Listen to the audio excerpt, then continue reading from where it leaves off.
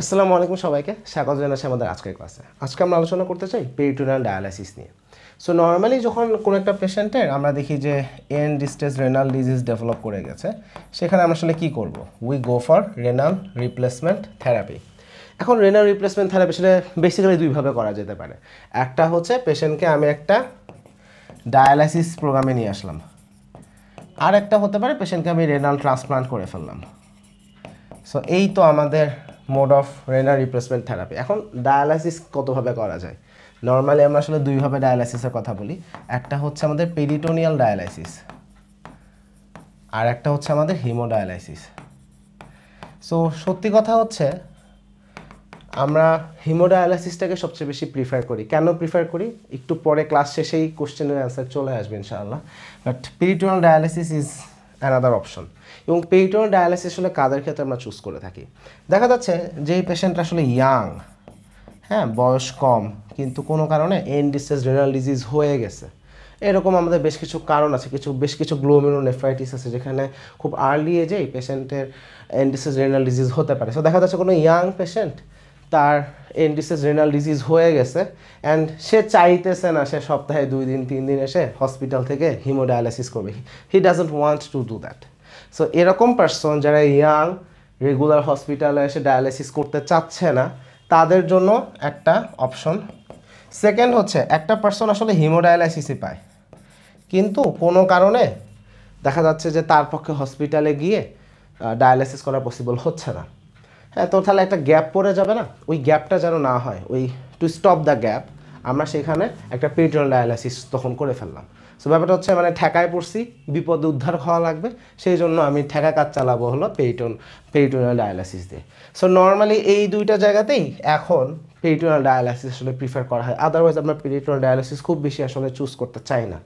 Peritoneal dialysis normally আসলে preferred commonly use method হচ্ছে আমাদের কন্টিনিউয়াস অ্যাম্বুলেটরি পেরিটোনিয়াল ডায়ালাইসিস। যেখানে আমরা দেখি যে অ্যারাউন্ড 2 লিটার পার ডে, এরকম আমরা আসলে একটা রেটে আমরা দেখি যে পেরিটোনিয়াল ডায়ালাইসিসটা হচ্ছে এবং কন্টিনিউয়াসভাবে এটা আসলে চলতে থাকে। সো এখন কোনো একটা পার্সনের যদি পেরিটোনিয়াল ডায়ালাইসিস আসলে চলে, সেইখানে আমাদের কনসার্নটা কি? কনসার্ন হচ্ছে কমপ্লিকেশনস নিয়ে। সো এবং কমপ্লিকেশন থেকেই আসলে পরীক্ষায় প্রশ্ন আসে। So what are the complications? Complication আসলে দুইটা। একটা হচ্ছে আমাদের পেরিটোনাইটিস, একটা হলো পেরিটোনাইটিস যেটা আসলে একটা ইনফেকশনের জন্য হচ্ছে, আর একটা হচ্ছে sclerosing peritonitis. Sclerosing peritonitis. So সবচেয়ে বেশি প্রশ্ন আসে এই পেরিটোনাইটিস থেকে, এটা থেকে কম প্রশ্ন আসে এবং এটা নিয়ে আমরা একটু পরে কথা বলবো। আগে আমরা একটু ইনফেকশিয়াস অরিজিন নিয়ে কথা বলি। আসলে পেরিটোনাইটিস নর্মালি কেন হয়? এটা হওয়ার পেছনের মূল রিজন হচ্ছে আমি যখন পেরিটোনিয়াল ডায়ালাইসিস করতেছি, আমাদের স্কিনের নর্মাল ফ্লোটাটা আসলে অ্যাক্সেস পেয়ে যায়, বডিতে এন্ট্রি করে ফেলে, পেরিটোনাইটিস ডেভেলপ করে। সো এটার পেছনে তাহলে দেখা যাচ্ছে স্কিনের নর্মাল ফ্লোরাটাই ইনভলভড। সবচেয়ে কমন অর্গানিজম হচ্ছে স্ট্যাফাইলোকক্কাস এপিডার্মাইডিস। এটা একটা কোয়াগুলেজ নেগেটিভ একটা আমাদের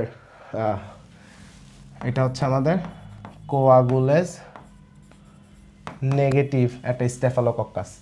সো এটা আমাদের দ্য কমনেস্ট রিজন। আর এর পাশাপাশি আরেকটা রিজন হচ্ছে Staphylococcus aureus. But which one is the commonest? উত্তর হচ্ছে এটা, এ হচ্ছে ফার্স্ট।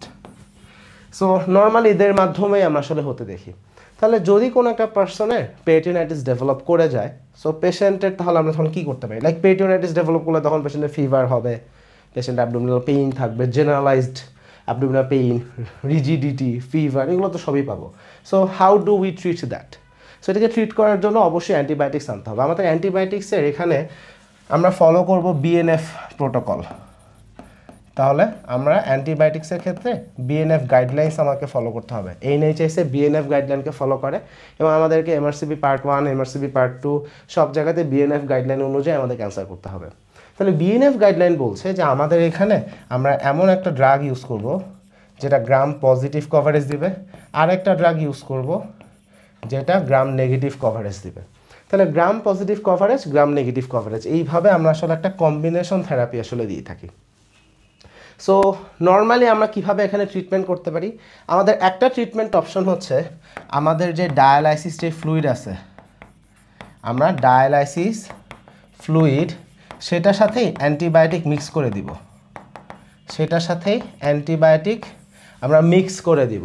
সো এখানে কি মিক্স করতে পারি? গ্রাম পজিটিভ কভারেজের জন্য আমরা ভ্যানকোমাইসিন দিব, আর গ্রাম নেগেটিভ কভারেজের জন্য আমরা এখানে সেফটাজিডিন দিব।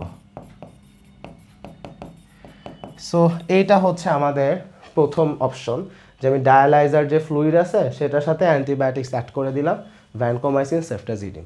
চাইলে ভ্যানকোমাইসিনের একটা অল্টারনেটিভ আসতে পারে আমাদের টেইকোপ্ল্যানিন, আবার একইভাবে সেফটাজিডিমের একটা অল্টারনেটিভ হচ্ছে আমাদের অ্যামিনোগ্লাইকোসাইড, অ্যামিনোগ্লাইকোসাইড আমরা চাইলে এই অল্টারনেটিভ ইউজ করতে পারি। তাহলে এইটা হচ্ছে আমাদের একটা অপশন। সেকেন্ড অপশন যেটা, সেটা হচ্ছে আমরা একটা ড্রাগ দিব ওরাল রুটে। সেকেন্ড অপশন হচ্ছে একটা ড্রাগ দিব ওরাল রুটে, আর একটা ড্রাগ দিব ডায়ালাইজার ফ্লুইডের সাথে, আর একটা ড্রাগ ডায়ালাইসিস ফ্লুইডের সাথে মিক্স করে দিব। সো এখানে অপশন কি? ওরাল রুটে আমরা দিব সিপ্রোফ্লক্সাসিন, যেটা গ্রাম নেগেটিভ কভারেজ প্রোভাইড করবে অ্যাকচুয়ালি, আর ডায়ালাইসিস ফ্লুইডের সাথে ভ্যানকোমাইসিন অ্যাড করে দিব। সো এইটা হচ্ছে আমাদের ট্রিটমেন্ট অপশন। আমাদের আসলে এমআরসিপি পার্ট 1-এ ফ্রিকোয়েন্টলি কোশ্চেন আসে যে পেরিটোনাইটিস হয়েছে সেটাকে ক্লিনিক্যালি ডায়াগনোসিস করা, কোন অর্গানিজম হয়েছে সেটা প্রশ্নে আসে, কি ট্রিটমেন্ট দিব এটা প্রশ্ন আসে। সো এটা হচ্ছে আমাদের লেটেস্ট প্রোটোকল অনুযায়ী এটা। তাহলে এইটা গেল পেরিটোনাইটিসের কথা, বাট আর একটা কমপ্লিকেশন আছে, সেটা কি? Sclerosing peritonitis. তাহলে এখন প্রশ্ন হচ্ছে স্ক্লেরোজিং পেরিটোনাইটিস আসলে কখন হয়? So you have a guess, right? আসলেই এটা হচ্ছে ক্রনিক কন্ডিশন থেকে। সাধারণত দেখা যাচ্ছে যে সকল পার্সন মোর দ্যান 5 ইয়ার্স ধরে পেরিটোনিয়াল ডায়ালাইসিস নেয় তাদের ক্ষেত্রে স্ক্লেরোজিং পেরিটোনাইটিস হয়, এবং এই মোর দ্যান 5 ইয়ার্স ধরে পেরিটোনিয়াল ডায়ালাইসিস নিলে এরকম পেশেন্টের ক্ষেত্রে আমরা এটা হতে দেখি। অথবা এমনও হইতে পারে যাদের ক্ষেত্রে আমরা দেখি যে রিপিটেড পেরিটোনাইটিস হচ্ছে ইনফেকশিয়াস অরিজিন থেকে, সেখান থেকেও হতে পারে। তাহলে যাদের রিপিটেড পেরিটোনাইটিস হচ্ছে অথবা যারা more than 5 years peritoneal dialysis পাচ্ছে তাদের ক্ষেত্রে আমরা দেখি স্ক্লেরোজিং পেরিটোনাইটিস হচ্ছে। এটা এখানে আমরা দেখি যে আলটিমেটলি ফাইব্রোসিস হয়ে যাচ্ছে, হ্যাঁ, ফাইব্রোসিস, ক্যালসিফিকেশন, এগুলো আমরা হতে দেখি। এখন গেস করি যে একটা পেরিটোনিয়াম ক্যালসিফাইড হয়ে গেছে অথবা ফাইব্রোসিস হয়ে গেছে, তাহলে কি হবে? পেরিটোনিয়াল ক্যাভিটির মধ্যে যত গাট ছিল it was covered by the peritoneum. এখন পেরিটোনিয়াম নিজে ফাইব্রোসড হয়ে গেছে, ক্যালসিফিকেশন, তাহলে কী হবে? সেই পেরিটোনিয়াম তার ভেতরে যা কিছু আছে সবাই কেমনে চেপটে ধরবে না? সো পেরিটোনিয়াম যেটা করবে, ভেতরে যত গাট আছে সবাই কেমনে চেপটে ধরে আসে, কারণ সে নিজে ফাইব্রোসিসের কারণে এমনি কুচকায় যাবে। সো হোয়েন দিস হ্যাপেন্স, সে আসলে বাউল যে লুপগুলো আছে তার উপরে কম্প্রেশন দেয়, এবং সেইখান থেকে পেশেন্টের দেখা যাচ্ছে ইন্টেস্টিনাল অবস্ট্রাকশন ডেভেলপ করে। সো সেইখান থেকে পেশেন্ট ইন্টেস্টিনাল অবস্ট্রাকশনের ফিচার নিয়ে আসে। সো ইন্টেস্টিনাল অবস্ট্রাকশনের ফিচার ডেভেলপ করবে, অ্যাবডোমিনাল পেইন, নজিয়া, ভমিটিং, হ্যাঁ, ওয়েট লস, এইগুলো আস্তে আস্তে ডেভেলপ করবে। সো সাধারণত এরকম হলে এটা কন্টিনিউ করার কোনো উপায়ই নেই। এটা হয়ে গেলে ডেফিনেটলি হিমোডায়ালাইসিসে সুইচ করতে হবে যদি ডায়ালাইসিস করতে চাই, অথবা অন্য মেথড আগাইতে হবে। বাট এইটা মানে যদি ডেভেলপ করে মানে এটাকে বন্ধ করে দিতে হবে, এবং যদি প্রয়োজন হয় সেইখানে আমরা এক নাম্বার তো এটা অফ করবো ডেফিনেটলি।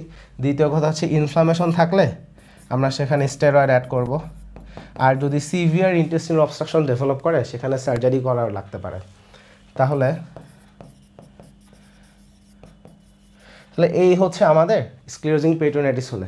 একটা হচ্ছে পেরিটোনিয়াল ডায়ালাইসিসই বন্ধ করে দিতে হবে, সেকেন্ড হচ্ছে যদি বেশি ইনফ্লামেশন থাকে স্টেরয়েড দিতে হবে, আর যদি ইন্টেস্টিনাল অবস্ট্রাকশন খুব সিভিয়ার আকার ধারণ করে, লাইক পেশেন্টের ওয়েট লস হয়ে যাচ্ছে, ম্যালনিউট্রিশন হচ্ছে, দেন গো ফর সার্জারি। সো এই কারণেই আসলে আমরা লম্বা সময় ধরে পেরিটোনিয়াল ডায়ালাইসিস আসলে করি না, বিকজ ইনফেকশন হচ্ছে, স্ক্লেরোজিং পেরিটোনাইটিস হচ্ছে, এত ঝামেলা নেওয়া আসলে কোনো দরকার নেই, তার থেকে হিমোডায়ালিসিস করা মাচ বেটার। সো এই ছিল আমাদের পেরিটোনিয়াল ডায়ালাইসিস নিয়ে আলোচনা। মোটা থেকে এইগুলো থেকেই প্রশ্ন আসে। সবাইকে অসংখ্য ধন্যবাদ।